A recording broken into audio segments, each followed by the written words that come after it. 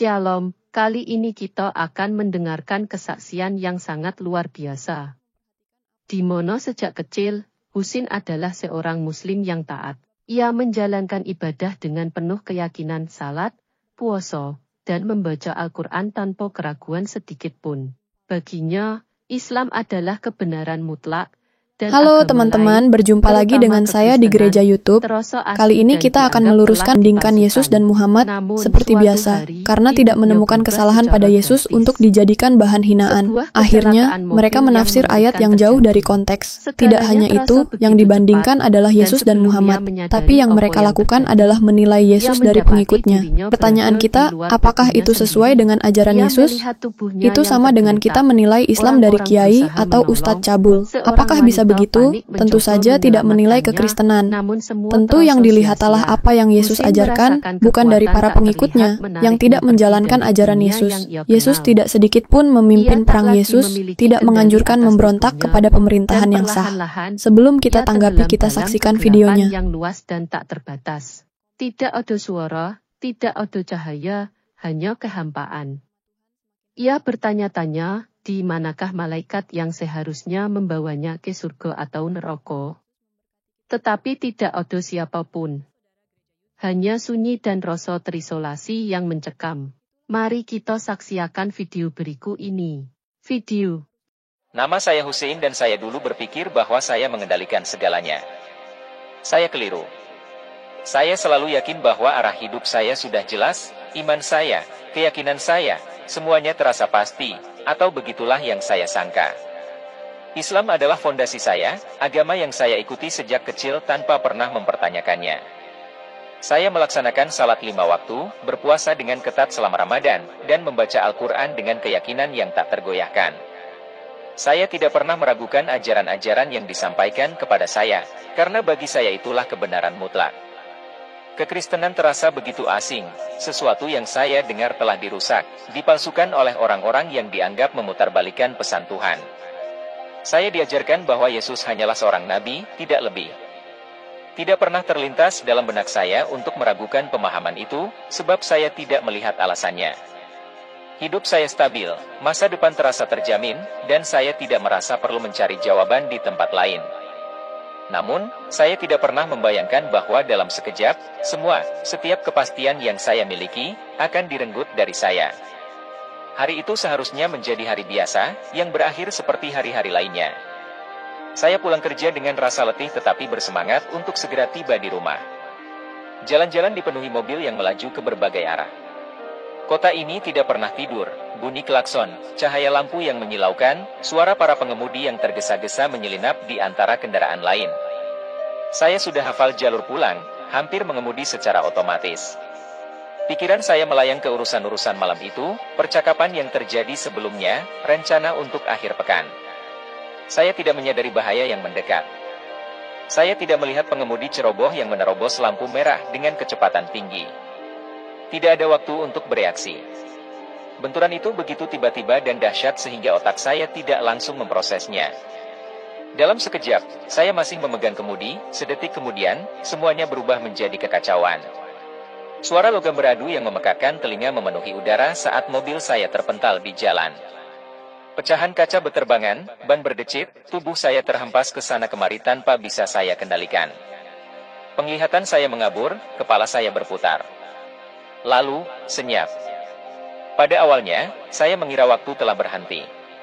Segalanya di sekitar saya terasa jauh, teredam, hampir tidak nyata. Saya masih berada di tengah jalan, namun ada yang ganjil. Rasa sakit yang saya kira akan muncul ternyata tidak ada rasa panas, tidak ada penderitaan, tidak ada beban menyesakkan. Yang ada hanyalah keheningan aneh, kehampaan yang membuat saya merasa ringan. Saya mencoba bergerak, mengangkat tangan, keluar dari mobil.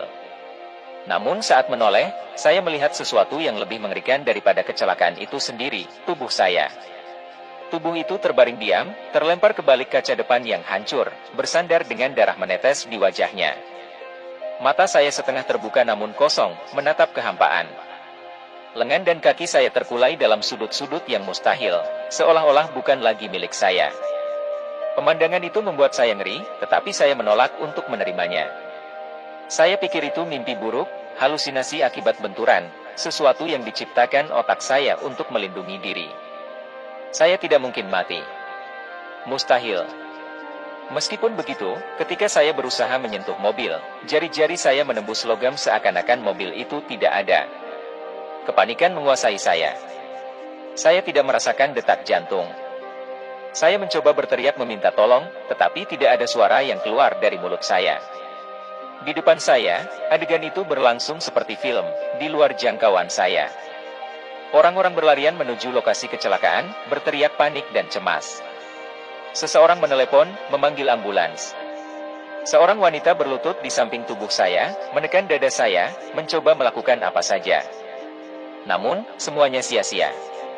Saya sudah tidak ada di sana, saya melihat semuanya dari luar. Dalam keputusasaan, saya berbalik mencari penjelasan, mencari cara untuk terbangun dari mimpi buruk itu.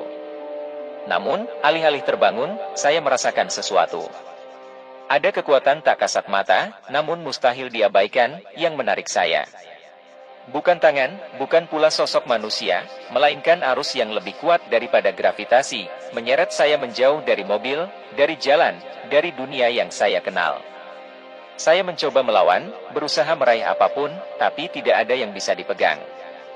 Semakin saya melawan, semakin kuat tarikan itu, hingga akhirnya saya tidak punya pilihan selain pasrah. Sirene terdengar makin jauh, suara orang-orang yang hendak menolong saya menghilang, lampu-lampu yang berkedip dan kegaduhan kota pun sirna. Kegelapan menyelimuti saya, tetapi bukan sekadar kehampaan. Ia luas, tanpa batas, melampaui apapun yang sanggup dipahami pikiran saya. Saya ingin menjerit, memohon belas kasihan, namun tidak ada siapapun yang mendengar. Sepanjang hidup, saya percaya bahwa ketika mati, jiwa saya akan dihakimi oleh Allah, bahwa malaikat akan datang untuk menanyai saya dan membawa saya ke surga atau neraka. Tetapi di mana mereka? Di mana malaikat-malaikat Islam? Mengapa hanya ada kehampaan dan tarikan tak terelakkan ini yang mendorong saya makin jauh dari segala yang saya kenal? Saya merasakan bahwa saya sedang dibawa ke suatu tempat, meski tidak melihat tujuannya. Ketakutan di dada saya membesar menjadi teror murni. Ini sama sekali tidak sesuai dengan apa yang diajarkan pada saya. Namun, saya tidak bisa menyangkalnya, semua ini nyata. Saya sudah mati. Tubuh saya tertinggal, dan sekarang ada sesuatu yang menuntun saya ke tempat lain. Sesaat, saya mengira masih hidup, tetapi saya tidak lagi yakin apakah saya masih memiliki tubuh. Saya merasa tak berbobot, seolah-olah melayang di ruang tanpa awal dan akhir. Kota, cahaya, kecelakaan, semuanya lenyap, ditelan kegelapan begitu besar hingga melahap apapun. Tidak ada jalan, tidak ada langit, tidak ada tanah. Saya melayang atau jatuh, saya tidak tahu. Kekuatan yang menarik saya itu lebih hebat daripada gravitasi, dan seberapapun saya berusaha, saya tidak bisa melepaskan diri. Rasa panik menguasai saya saat saya berusaha, sia-sia, untuk menemukan sesuatu yang bisa digenggam. Pikiran saya berpacu, mencoba memahami apa yang terjadi. Apakah ini saatnya saya diadili? Semua ajaran yang pernah saya terima mengatakan bahwa setelah mati, malaikat Munkar dan Nakir akan bertanya tentang iman saya, tentang nabi saya, tentang keyakinan saya.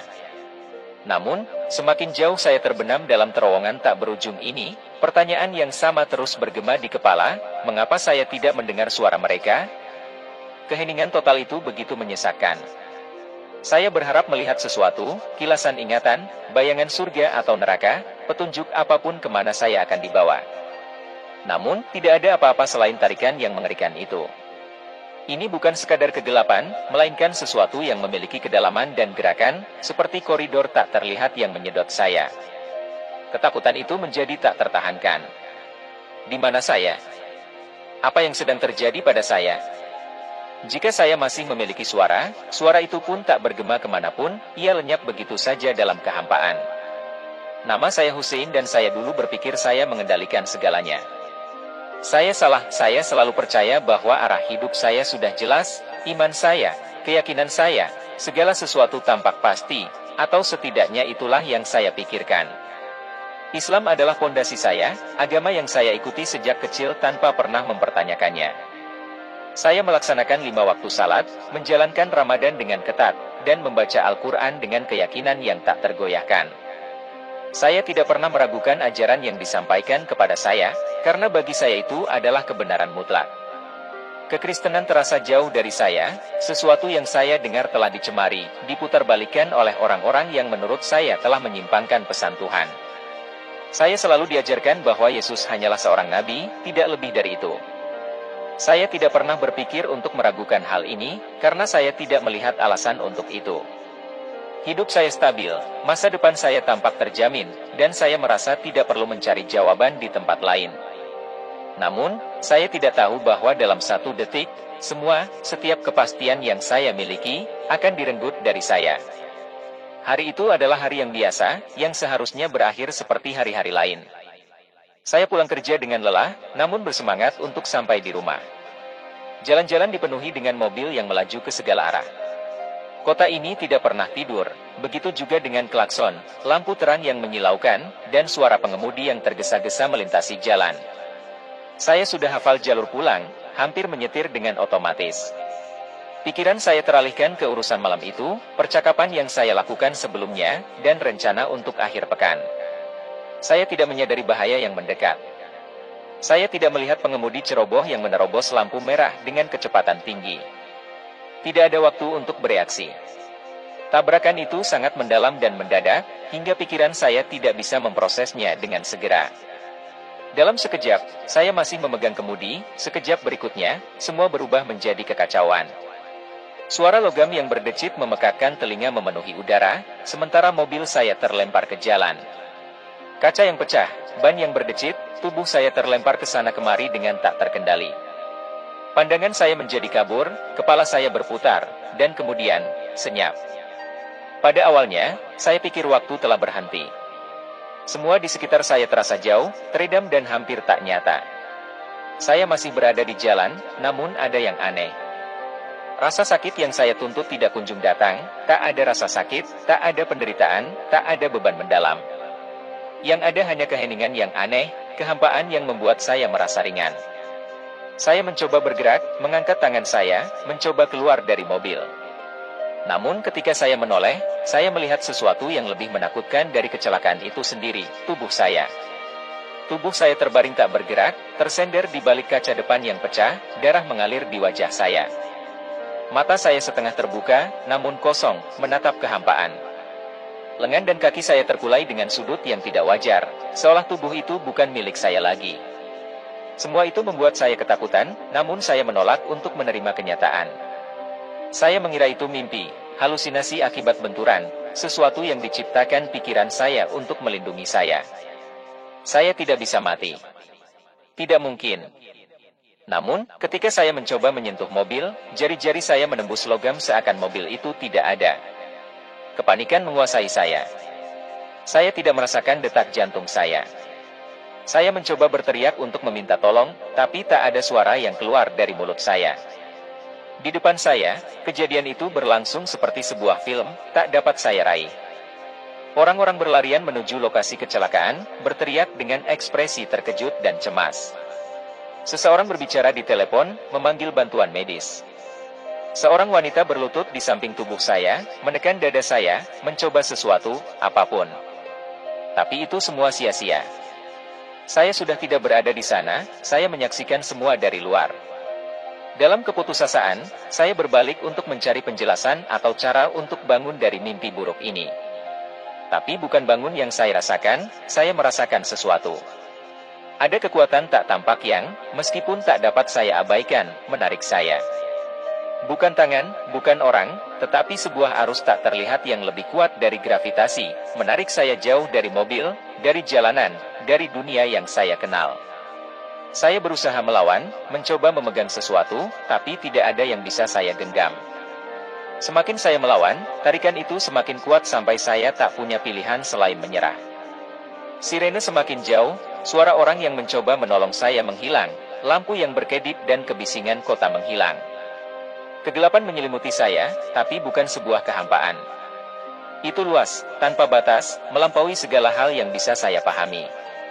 Saya ingin berteriak, memohon belas kasihan, namun tak ada yang mendengar.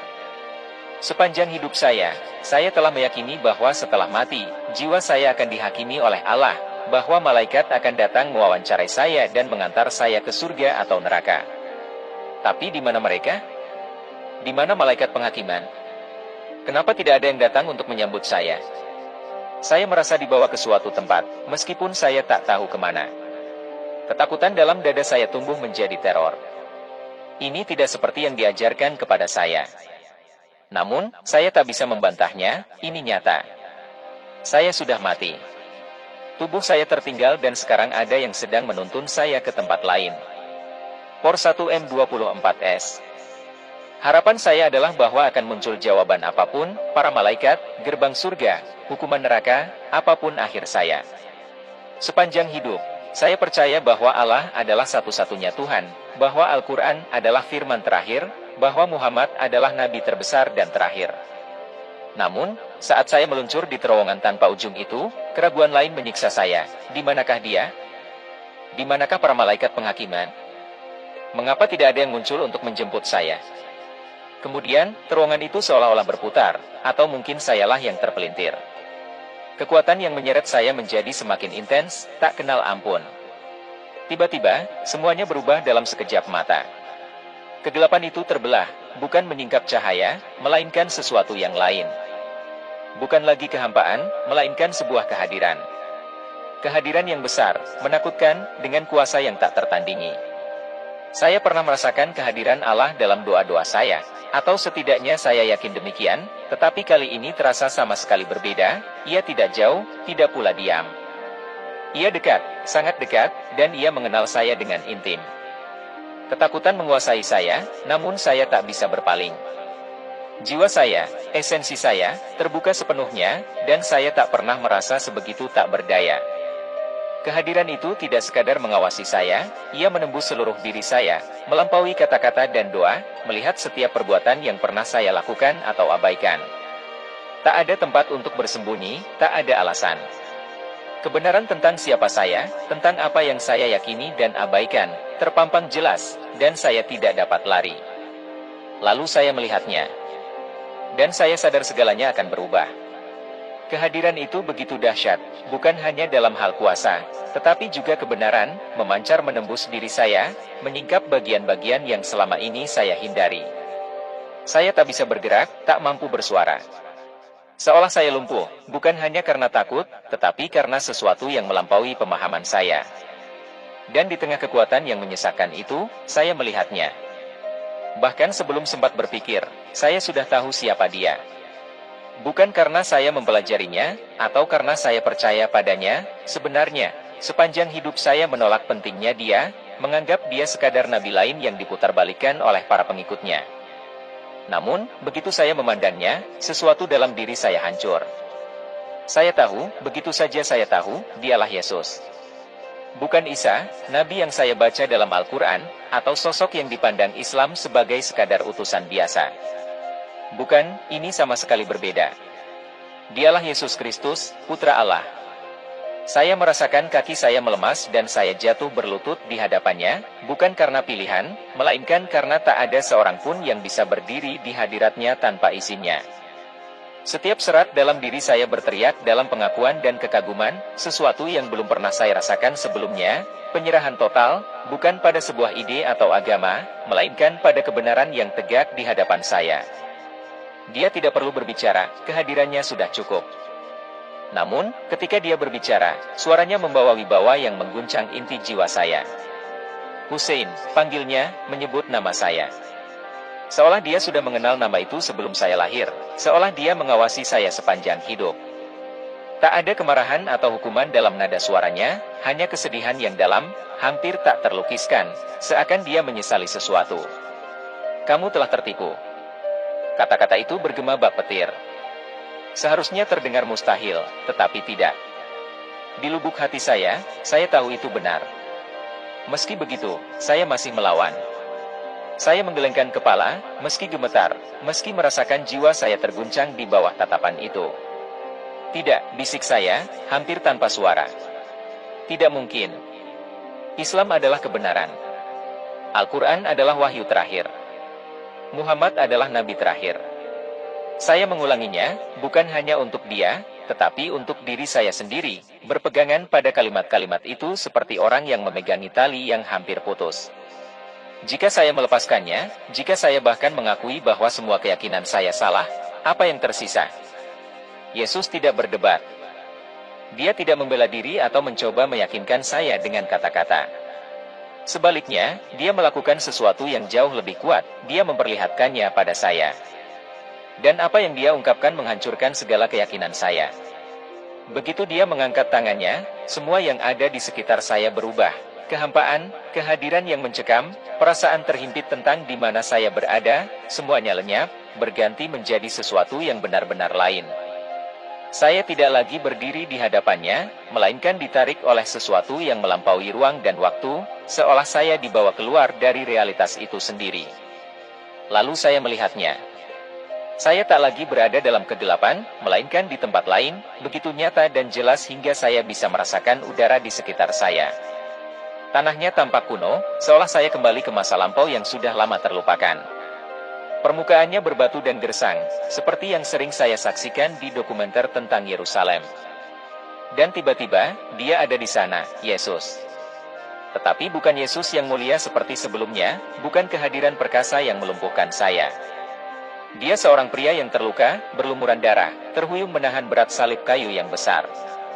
Melihat tubuhnya dipenuhi luka, kulitnya yang terkoyak cambuk Romawi, kepalanya yang tertancap mahkota duri menembus dagingnya, membuat dada saya sesak.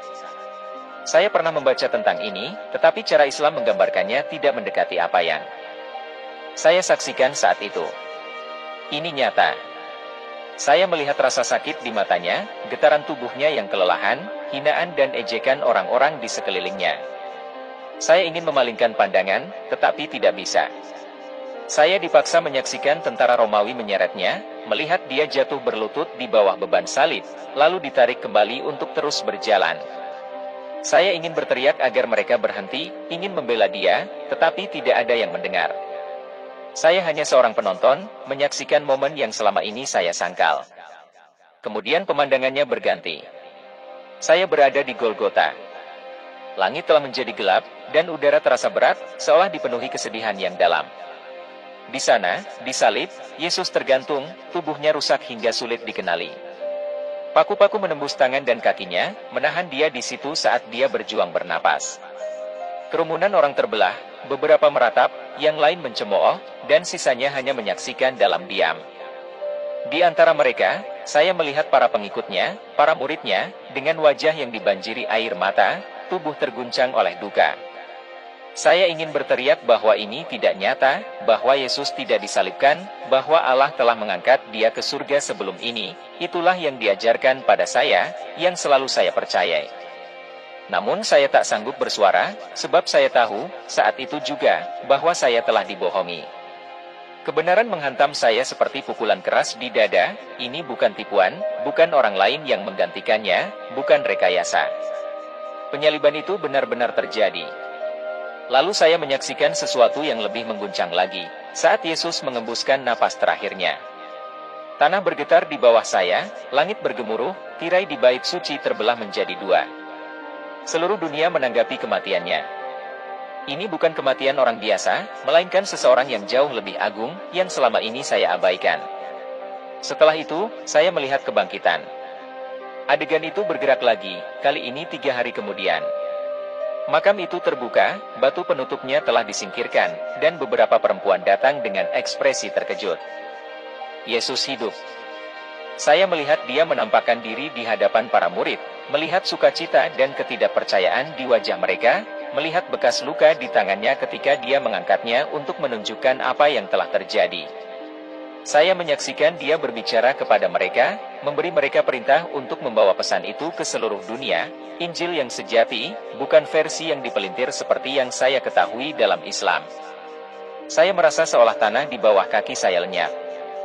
Ini bukan sekadar cerita atau catatan sejarah, inilah kebenaran. Sebelum saya sempat mencerna semuanya, Yesus menunjukkan hal lain kepada saya. Waktu bergerak maju. Saya melihat para rasul memberitakan pesannya, melihat bagaimana dunia diubahkan oleh kebenaran Kristus. Namun kemudian sesuatu berubah. Muncul seorang pria lain, dan meskipun saya belum pernah melihat wajahnya sebelumnya, saya langsung mengenalinya, Muhammad. Ia berada di padang pasir, menyampaikan gagasan bahwa ia menerima wahyu ilahi dan bahwa ia adalah nabi terakhir. Saya melihat pesan itu menyebar, melihat para pengikutnya bertambah, melihat sejarah ditulis ulang. Saya melihat kemunculan Islam dan, semakin lama saya memerhatikannya, semakin jelas pula saya menyadari tipuan rohani di balik semuanya. Seolah-olah saya diberi mata baru, apa yang sebelumnya tampak ilahi kini terlihat berbeda. Islam tidak didasarkan pada kebenaran, melainkan pada distorsi. Saya melihat bagaimana ayat-ayat diubah, bagaimana pesan Yesus diputarbalikan, bagaimana miliaran orang dijauhkan dari keselamatan karena mempercayai kebohongan. Saya melihat seluruh bangsa dikendalikan, generasi demi generasi diajari untuk menolak satu-satunya kebenaran yang dapat menyelamatkan mereka. Lalu saya melihat rantai, bukan rantai fisik, melainkan yang nyata dan tak kasat mata, membelit jutaan orang, membuat mereka tetap dalam kebutaan rohani. Bukan sekadar kepercayaan, melainkan sebuah perbudakan. Dan untuk pertama kalinya dalam hidup, saya mengerti mengapa begitu banyak muslim sama sekali tidak terpikir untuk mempertanyakan iman mereka. Mereka bukan hanya memeluk Islam, tetapi juga terpenjara olehnya. Saya tidak sanggup menahan diri. Saya jatuh berlutut sambil menangis tak terkendali.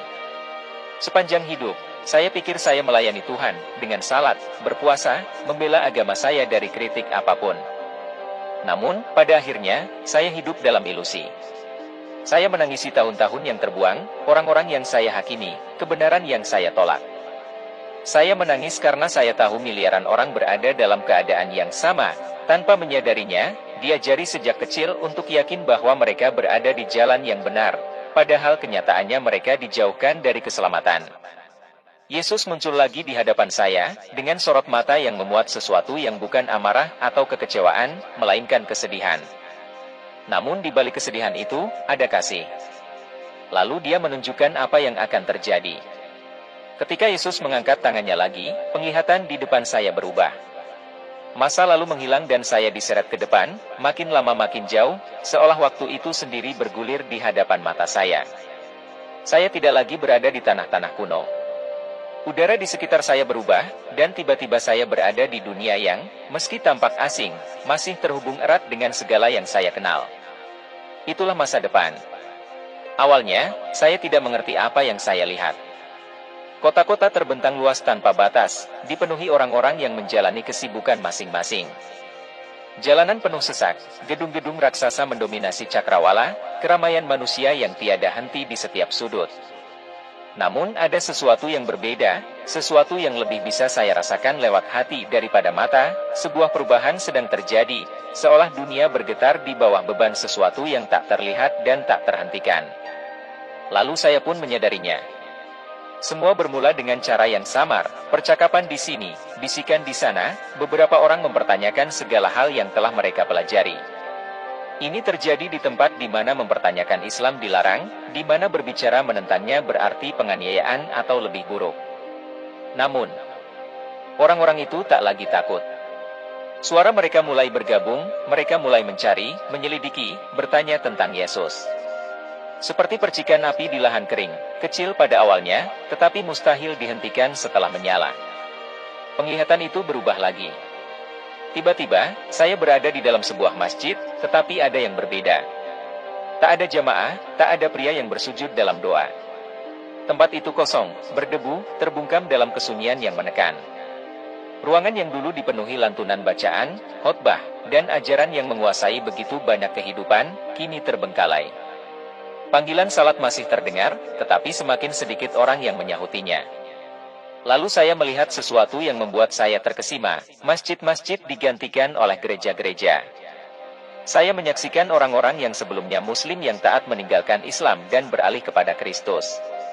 Keluarga-keluarga utuh, bersama-sama, memegang Alkitab dengan tangan gemetar menggantikan tasbih lama mereka.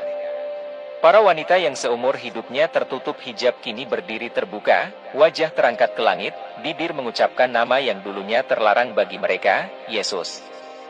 Jumlah mereka bertambah. Apa yang mulanya hanya seperti aliran kecil menjadi arus deras. Jutaan Muslim bertobat. Negara-negara yang dulunya menerapkan hukum Islam gemetar di hadapan gerakan ini. Pemerintah panik, para pemimpin berusaha membungkam fenomena ini, tetapi semakin mereka melawan, semakin kuat pula pergerakannya. Saya melihat ketakutan di wajah para penguasa, yang menyadari bahwa mereka kehilangan kendali. Lalu datanglah penganiayaan. Saya melihat pria-pria diusir dari rumah mereka, dipukuli karena mengaku Kristus. Wanita-wanita diusir keluarganya, ditolak karena menolak kembali ke Islam. Beberapa dipenjara, yang lain dibunuh. Bahkan begitu, tak satu pun dari mereka yang menyangkal iman mereka. Mereka tetap teguh, bahkan saat tubuh mereka dilukai dengan kejam atau saat mereka diusir ke jalanan tanpa tempat berteduh. Mereka mengetahui kebenaran, dan tak ada yang bisa merampasnya dari mereka. Penglihatan itu berubah lagi, dan saya melihat sesuatu yang lebih mencengangkan. Tempat-tempat yang saya kenal, Arab Saudi, Iran, Mesir, Pakistan, menjadi pusat kebangunan yang paling dahsyat. Negara-negara yang sebelumnya mati-matian menolak Yesus, kini justru menjadi tempat dia disembah dalam pertemuan rahasia, gereja-gereja bawah tanah, doa-doa berbisik di balik pintu yang terkunci. Saya melihat imam, pria-pria yang menghabiskan seumur hidup mereka untuk mengajarkan Islam, bersimpuh menyerahkan diri kepada Kristus.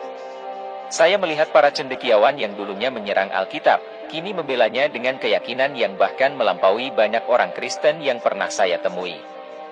Dunia berubah, dan kebenaran membebaskan orang-orang. Namun tidak semua orang bersuka cita. Saya melihat kekacauan meluas, pemerintah yang runtuh, pemimpin-pemimpin agama memohon tindakan putus asa untuk menghentikan apa yang terjadi. Kerusuhan pecah di jalanan, protes, kekerasan.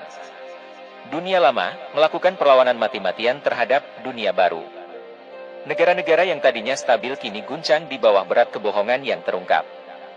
Saya melihat amarah, kebencian, dan upaya tak terkendali untuk menggenggam apa yang perlahan-lahan terlepas dari jari mereka. Kemudian saya melihat sosok yang akan berupaya menghentikan semua ini. Awalnya, dia hanya siluet yang mengintai dari bayang-bayang, tetapi saat saya mendekat, dia melangkah maju. Dia kuat, karismatik, dan sangat menyesatkan. Kata-katanya membuat orang-orang berhenti untuk mendengar dan mengikutinya. Dia berjanji akan memulihkan ketertiban, mengembalikan keadaan seperti sedia kala, dan banyak yang mempercayainya, banyak yang mengikuti. Dengan ngeri, saya sadar bahwa dia bukan pemimpin biasa, melainkan seseorang yang sudah lama disebut-sebut dalam nubuat. Penglihatan itu menjadi kabur lagi dan saya menyaksikan sesuatu yang membuat bulu kuduk saya meremang, dunia yang dilalap api. Bukan peperangan yang saya kenal, bukan perang demi wilayah atau politik, melainkan sesuatu yang jauh lebih dalam, yang menembus jiwa manusia. Ini adalah pertempuran antara kebenaran dan tipuan, konflik yang telah berabad-abad terpendam dan kini mencuat dengan cara yang tak bisa diabaikan. Begitu kerumunan mulai berbalik kepada Kristus, kekuatan-kekuatan yang telah lama membelenggu mereka bereaksi dengan murka, seolah-olah sesuatu yang tersembunyi akhirnya terlepas dan tak bisa lagi pura-pura tertidur. Saya melihat pemerintah mengubah prioritas, mereka tak lagi sekadar mengurusi ekonomi atau wilayah, tetapi berusaha menumpas kebenaran yang menyebar bak kobaran api di tengah masyarakat. Bukan lagi soal menghentikan perpindahan agama, melainkan soal mempertahankan kekuasaan, melanjutkan cengkeraman atas hati dan pikiran orang-orang yang sebelumnya menerima segalanya tanpa bertanya. Para pemimpin agama itu sendiri, mereka yang dulunya berseru tentang perdamaian dan persatuan di bawah Islam, kini dipenuhi kebencian, keputusasaan, dan ketakutan. Saya melihat mereka berpidato di depan halayak ramai, suara mereka bergetar, memperingatkan akan kerusakan yang tengah terjadi. Namun rakyat tidak lagi bereaksi seperti dulu, kebenaran sudah berakar. Semakin mereka berusaha membungkamnya, semakin jelas bahwa kendali mereka menghilang. Lalu tibalah balasan. Muncul hukum-hukum baru, pembatasan-pembatasan, dan hukuman. Pemerintah di berbagai tempat mengubah konstitusi mereka untuk melarang perpindahan agama.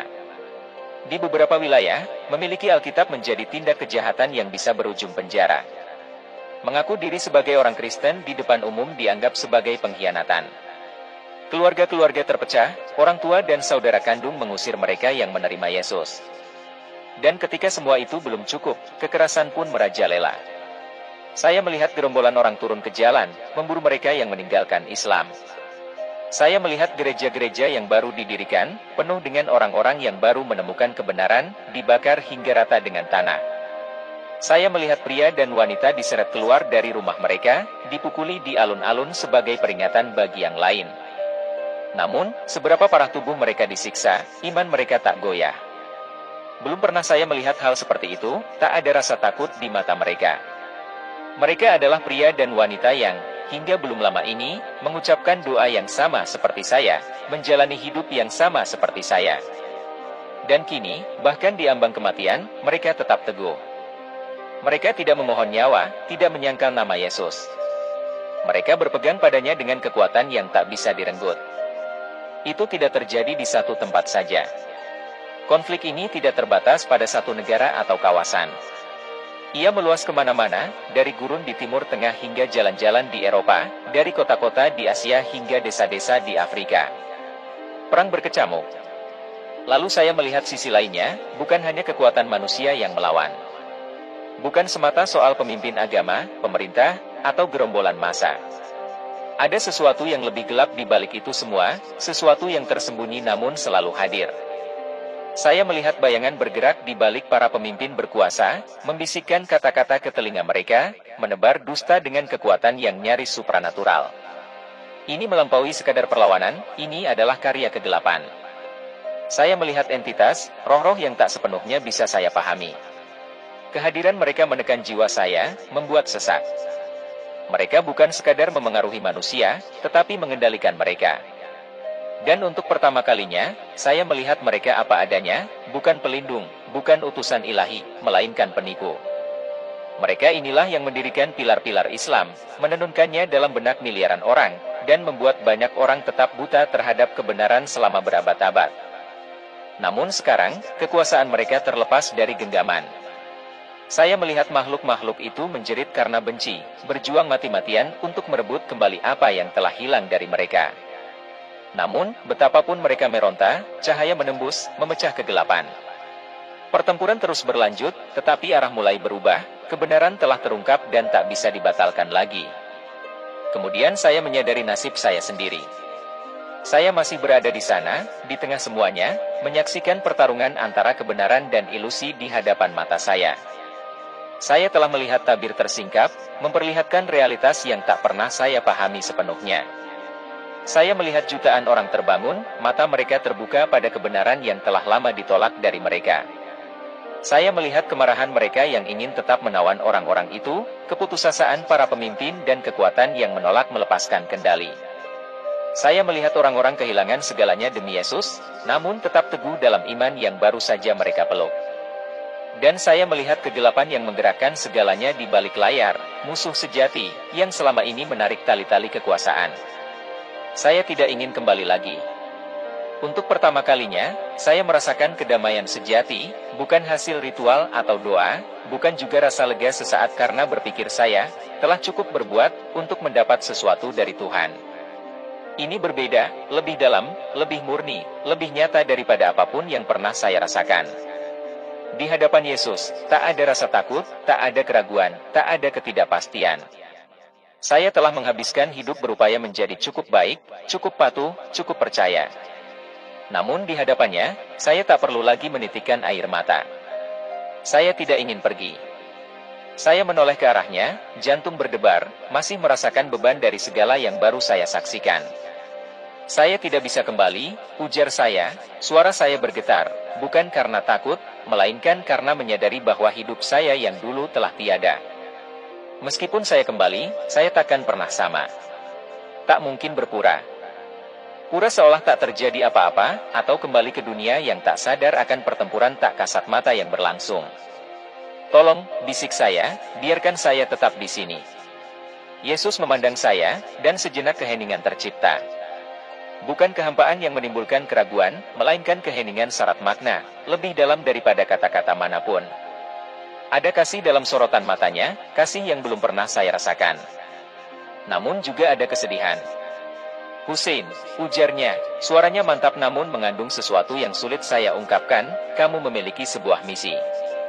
Kata-kata itu menghantam saya bak campuran perintah dan permohonan sekaligus.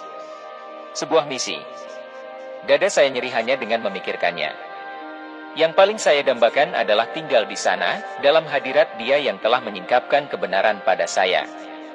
Saya telah melihat perang yang berkecamuk di bumi, kebencian, penolakan, penganiayaan, dan kini dia memintaku untuk kembali.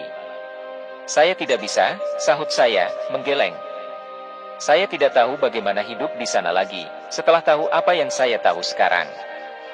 Mereka tidak akan percaya pada saya. Yesus tidak berdebat, tidak pula berusaha menenangkan saya dengan penjelasan.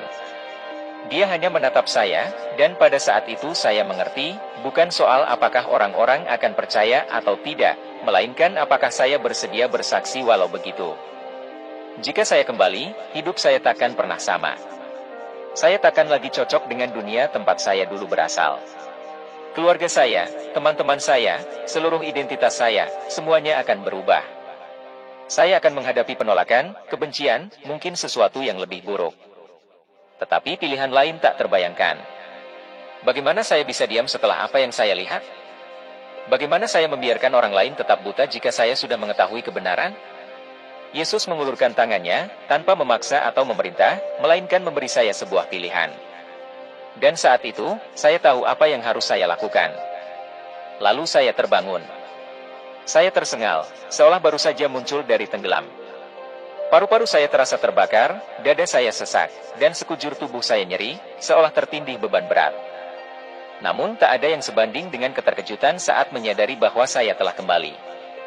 Begitu membuka mata, cahaya terang dan dingin di ruangan itu menyilaukan saya sejenak, membuat saya bingung, tak tahu di mana saya berada. Kenangan terakhir saya adalah berdiri di hadapan Yesus, dilingkupi kedamaiannya yang tak terbatas, sadar bahwa saya telah melihat kebenaran. Tapi sekarang, saya berada di sini, kembali ke tubuh saya, di dunia yang tak lagi cocok dengan saya. Saya mendengar suara-suara samar di sekitar saya, penuh urgensi, lega, namun juga tak percaya. Mesin-mesin berbunyi, lampu-lampu neon mendengung, dan ada keributan kecil di kejauhan, suara para petugas rumah sakit. Lalu wajah-wajah itu mulai tampak jelas. Keluarga saya. Ibu saya, dengan wajah berlinang air mata, menggenggam tangan saya seolah takut saya akan pergi lagi. Ayah saya berdiri di kaki ranjang, tangan bersilang, mata merah tapi tetap berusaha tenang, menatap saya dengan campuran rasa lega dan emosi lain yang tak bisa saya pahami. Adik laki-laki saya juga ada di sana, agak menjauh, menatap saya seolah melihat hantu. Dia sadar, isak ibu saya, semakin mempererat genggamannya. Alhamdulillah, dia sadar. Lalu seorang dokter masuk, membolak-balik papan catatan, memandang saya seakan saya adalah teka-teki medis. Hussein, panggilnya, suaranya hati-hati, hampir netral, sementara. Dia tampak berusaha memahami sesuatu yang tak masuk akal. Kamu mengalami kecelakaan yang sangat parah, kami tidak yakin kamu akan selamat. Dia terhenti sejenak, menatap monitor. Sejujurnya, saya masih belum mengerti bagaimana kamu bisa bertahan. Saya merasakan beratnya tatapan mereka, kelegaan luar biasa yang memenuhi ruangan. Namun saya hanya bisa memikirkan betapa semua itu terasa salah. Saya seharusnya tidak berada di sini. Saya tadi di sana, berdiri dalam kekekalan, di hadirat Yesus sendiri, dan kini saya kembali ke dunia yang tak tahu apa yang baru saja saya lihat. Saya menelan ludah, kerongkongan saya terasa kering. Ibu saya menyorongkan gelas air ke bibir saya, membantu saya minum, masih berbisik dalam doa. Tetapi saya tak lagi mendengarnya. Jantung saya berdegup kencang, bukan karena takut atau sakit, melainkan karena sesuatu yang baru membara di dalam diri saya, kebenaran. Saya harus menyampaikan ini. Saya membuka mulut, suara saya serak tapi mantap, saya mati. Kata-kata itu terdengar berat, meskipun saya tahu itu benar. Dan saya melihat sesuatu. Ayah saya menegang. Tangan ibu saya, yang menggenggam tangan saya, gemetar sebelum dia memaksakan senyum, mengusap kening saya. Kamu tidak sadarkan diri selama beberapa hari, Habibi. Mungkin itu hanya mimpi. Kata dokter, tidak. Saya menggelengkan kepala, tiba-tiba merasa lebih waspada daripada sebelumnya. Itu bukan mimpi. Saya memaksakan tubuh saya untuk duduk, mengabaikan rasa nyeri di otot-otot saya. Saya melihat Yesus. Keheningan menyelimuti ruangan. Tak seorang pun berbicara cukup lama. Wajah ayah saya menegang, saudara laki-laki saya bertukar pandang cemas dengan ibu, dan saya menyadari perubahan suasana, kegembiraan karena lega berubah menjadi ketidaknyamanan. Ibu saya tertawa kecil, gugup. Kamu mengalami kecelakaan, sayang, ujarnya lembut. Kepalamu, saya tidak sedang bermimpi, potong saya. Saya melihatnya. Dia berbicara kepada saya. Dia menunjukkan hal-hal yang belum pernah saya pahami. Dia adalah kebenaran. Islam, saya terhenti, sadar bahwa apa yang akan saya katakan bakal mengubah segalanya. Namun saya tak mampu menahannya. Islam bukan jalan yang benar. Yesus adalah Tuhan. Ayah saya menepukkan tangan ke dinding. Hentikan, perintahnya, suaranya mengandung sesuatu yang belum pernah saya dengar darinya, ketakutan. Saya menoleh kepadanya, rasa putus asa membuncah di dada saya. Baba, dengarkan aku. Aku tahu apa yang kulihat. Yesus adalah putra Allah. Semua yang diajarkan pada kita, cukup. Dia berteriak, wajahnya dipenuhi amarah. Kamu tidak tahu apa yang kamu bicarakan. Tetapi saya tahu persis. Saya menatap ibu saya, mencari semacam pengertian. Ada air mata di matanya, tetapi dia menggelengkan kepala. Kamu pasti kebingungan, bisiknya. Kamu terluka. Pikiranmu belum jernih. Tidak, Bu, saya memohon. Belum pernah saya melihat segalanya begitu jelas dalam hidup saya. Bibirnya bergetar. Kamu sedang mengatakan, dia ragu, tangannya mencengkeram tangan saya seolah ingin mencegah saya melanjutkan. Kamu sedang mengatakan bahwa kamu percaya padanya? Saya menatap matanya. Ya. Dia melepaskan tangan saya. Ruangan terasa semakin dingin. Keluarga saya, yang baru saja membanjiri saya dengan kasih sayang dan kelegaan, kini memandang saya seolah-olah saya orang asing, bahkan ancaman. Ayah saya mundur, tatapannya menampakkan sesuatu yang tak pernah saya bayangkan akan ia tujukan kepada saya, jijik. Kakak saya, atau saudara laki-laki saya, menatap saya dengan mulut sedikit terbuka, berusaha memahami apa yang baru saja saya katakan. Ini penghujatan, gumam ayah saya, menggelengkan kepala. Kamu tidak tahu apa yang kamu katakan. Saya menatapnya. Saya tahu betul. Dia mengembuskan napas keras, kedua tangannya terkepal di sisi tubuhnya. Tak ada anakku yang akan mengucapkan hal-hal seperti itu di rumahku. Saat itulah saya merasakan perpecahan. Ada garis tak terlihat yang selalu ada, tapi belum pernah dilewati. Saya selalu menjadi anak mereka, darah daging mereka, disatukan oleh iman, budaya, dan keluarga. Namun kini saya menjadi sesuatu yang berbeda, seseorang yang tidak mereka kenal. Hati saya sakit, tapi saya tahu ini barulah awal. Saya sudah melihatnya, penganiayaan, penolakan, pertarungan antara kebenaran dan kebohongan. Saya tahu saat ini akan tiba. Saya memandang sekeliling, kepada mereka yang membesarkan saya, mencintai saya, dan kini takut pada saya. Namun demikian, saya tidak lagi ragu atau bimbang. Yesus adalah Tuhan. Dan saya harus memilih. Meninggalkan kehidupan yang saya miliki bukanlah keputusan yang diambil dalam satu momen, melainkan sesuatu yang terjadi secara bertahap, seiring saya menyadari bahwa saya tak bisa hidup di dua dunia sekaligus. Saya tak bisa berpura-pura tetap menjadi diri saya yang dulu. Saya tak bisa kembali mengucapkan doa-doa yang dulu saya panjatkan dengan keyakinan penuh, sementara saya sekarang tahu bahwa doa-doa itu tak memiliki kuasa. Saya tak mampu berada di tempat yang sama, di antara orang-orang yang sama, berpura-pura bahwa saya tak pernah menemukan kebenaran. Pada awalnya, saya mencoba. Saya pikir mungkin saya bisa menyembunyikan iman saya kepada Yesus, tetap tinggal bersama keluarga sambil memelihara kebenaran dalam hati. Saya membayangkan, kalau saya berbicara hati-hati dan lembut, saya bisa membantu mereka mengerti. Tapi begitu saya mengucapkan nama Yesus di kamar rumah sakit itu, dinding pemisah sudah terbentuk di antara kami. Ayah saya hampir tidak berbicara dengan saya, kalaupun bicara, suaranya dingin dan jauh, seolah-olah saya sosok yang tak ia kenali. Ibu saya masih menatap saya sambil menangis, berdoa setiap kali melihat saya, memohon pada Allah agar saya kembali. Saudara laki-laki saya menjauh, tak dapat saya baca ekspresinya, entah dia kasihan atau marah pada saya. Rumah yang selalu menjadi tempat aman bagi saya kini terasa seperti tempat di mana saya tak lagi diterima. Kemudian muncul peringatan. Pertama kali keluar dari mulut ayah saya, pada suatu malam ketika suaranya rendah namun penuh desakan, kamu tidak paham apa yang sedang kamu lakukan. Orang-orang akan berbicara, komunitas akan tahu. Kamu akan mempermalukan kita semua. Saya sudah melihatnya dalam penglihatan saya, bagaimana dunia melawan kebenaran. Tapi mendengar itu dari mulut ayah saya sendiri terasa jauh lebih menyakitkan daripada yang saya duga. Kalau kamu tidak berhenti, lanjutnya, suaranya tegang, kami tidak akan bisa melindungimu. Dia tak perlu menjelaskan maksudnya. Saya tumbuh besar dengan mendengar kisah-kisah tentang apa yang terjadi pada orang yang meninggalkan Islam. Di beberapa tempat, itu berarti penolakan dalam diam, di tempat lain, bisa jauh lebih buruk. Saat itulah saya sadar bahwa saya tidak bisa tinggal lagi. Malam itu juga, saya meninggalkan rumah keluarga saya untuk terakhir kalinya.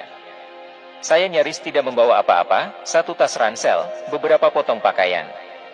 Saya tidak hanya meninggalkan rumah, tapi juga segala yang dulu mendefinisikan siapa saya, nama saya, asal-usul saya, budaya saya, masa lalu saya. Saya tidak tahu kemana akan pergi, tapi saya tahu kepada siapa saya akan mengikut. Hari-hari pertama terasa berat. Tanpa rencana, tanpa arahan, tanpa tahu bagaimana menjalani hidup sebagai pribadi baru. Yang saya tahu hanyalah saya tak bisa kembali. Dunia di luar sana terasa lebih luas daripada yang saya ingat, menakutkan, namun penuh kemungkinan. Saya berkelana di kota-kota tempat tak ada yang mengenal saya, tidur di tempat-tempat yang bukan rumah. Kadang-kadang kesepian menyergap, tetapi meski begitu, ada sesuatu di dalam diri saya yang bersinar lebih terang daripada apapun yang pernah saya rasakan. Saya telah menemukan kebenaran, dan saya tak bisa menyimpannya sendiri. Di perjalanan, saya bertemu orang-orang lain seperti saya, mantan muslim yang telah melihat apa yang saya lihat. Sebagian dari mereka ditolak keluarganya, kehilangan segalanya kecuali nama Yesus. Ada pula yang dipukuli, diusir dari komunitas, dianggap mati oleh orang-orang yang dulu menyebut mereka keluarga. Meski begitu, mereka tetap teguh, sebab mereka tahu apa yang saya ketahui, telah melihat apa yang saya lihat. Bersama-sama, kami mulai belajar. Untuk pertama kalinya, saya membuka Alkitab bukan sebagai seorang skeptis, tetapi sebagai orang percaya. Semakin banyak saya membaca, semakin saya mengerti, kata-kata itu bukan sekadar tinta di atas kertas, mereka hidup. Nubuat, janji, wahyu, semua terbukti di sana, sementara saya dulu buta begitu lama. Tapi kini, saya bisa melihat.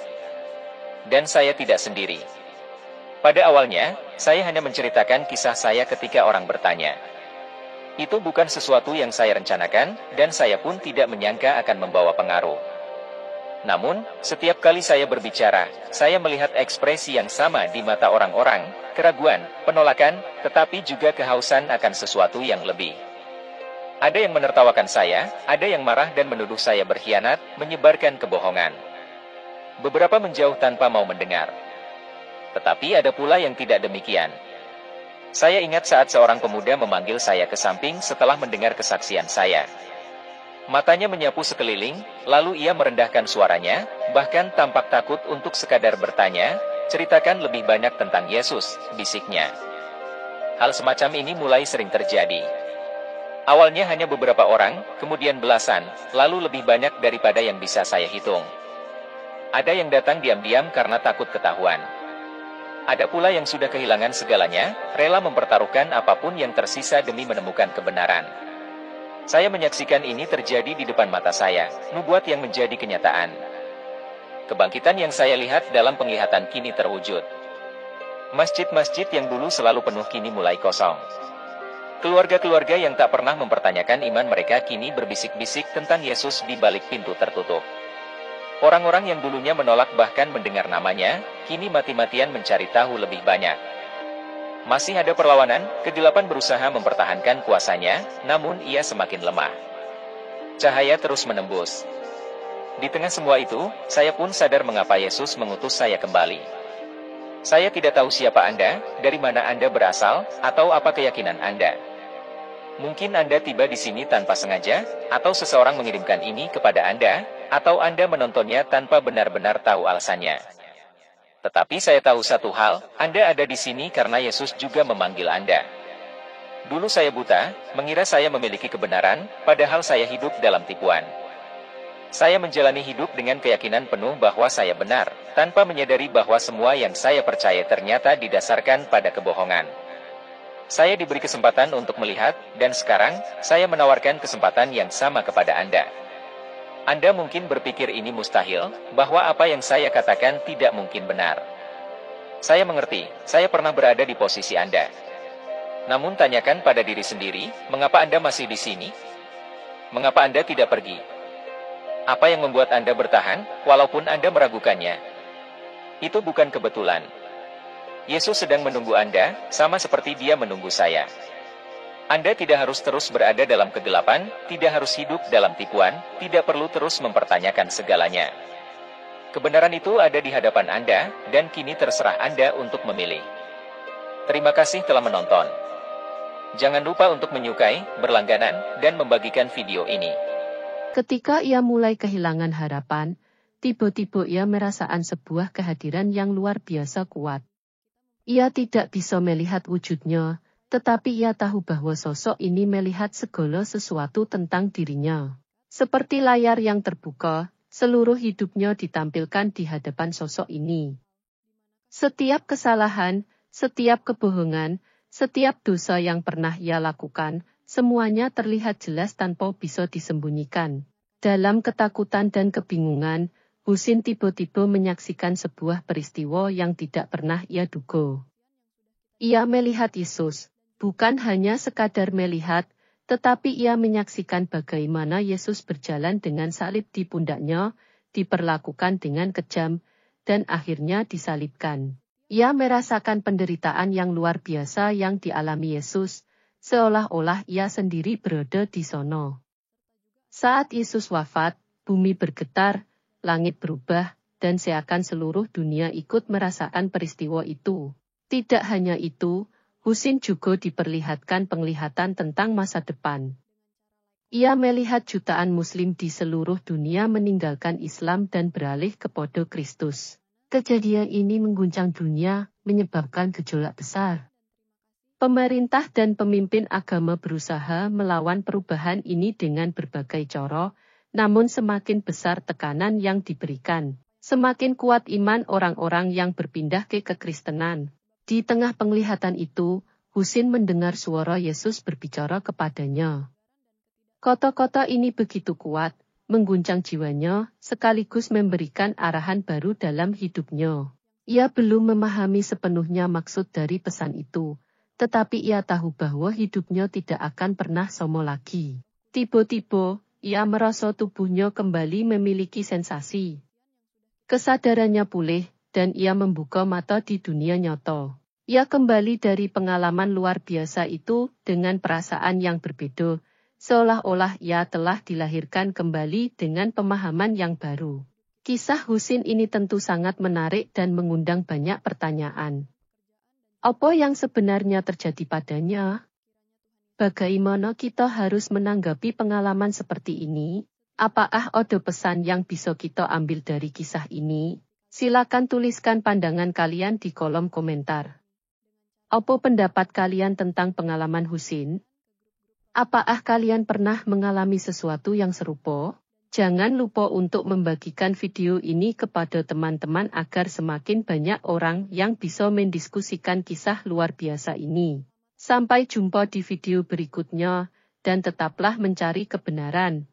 Shalom saudara gereja YouTube, saudara yang mau mendukung pelayanan misi kami untuk penginjilan generasi muda, Forum Komunikasi Pelayanan Penginjil Indonesia, bisa melalui Bank BRI 042 1010 048 70560 atas nama singkatan Generasi Muda FKPPI. Dan bisa melalui QRIS ini, silakan scan barcode QRIS ini melalui mobile banking saudara. Tujuan dari pelayanan misi ini adalah untuk menjangkau banyak jiwa di pelosok-pelosok desa yang rindu untuk mendengarkan firman Tuhan dan untuk kegiatan hamba Tuhan yang menjalani penginjilan ke desa-desa untuk bisa terus mengabarkan kabar baik di seluruh tanah Indonesia. Selain melalui media sosial YouTube, kita tetap terus bisa menyuarakan kabar baik secara offline. Boleh melalui rekening ini dan bisa melalui QRIS Mobile Banking ini. Dengan cara scan barcode QRIS ini di mobile banking saudara sahabat gereja YouTube. Dan untuk mendukung di rumah pelayanan yayasan kami, bisa mendukung melalui rekening yayasan atas nama Yayasan Cipta Pelita Kasih di Bank Rakyat Indonesia atau BRI. Dan bisa melalui QRIS ini, silakan scan barcode QRIS ini melalui mobile banking saudara. Dukung pelayanan kami di semua sektor. Dengan ini sebagaimana untuk membiayai tempat tinggal yayasan, listrik, air, dan juga peralatan pengajaran pendalaman Alkitab dan Murtadin. Seberapapun itu sangat berguna bagi pelayanan gereja YouTube, biarlah terus kita hidup dan berdampak menyuarakan dan memuliakan nama Tuhan Yesus, dan pastinya malaikat sorga bersorak-sorai karena banyak yang mengaku bahwa Yesus adalah Juru Selamat. Terima kasih Tuhan Yesus, memberkati saudara, gereja YouTube semua.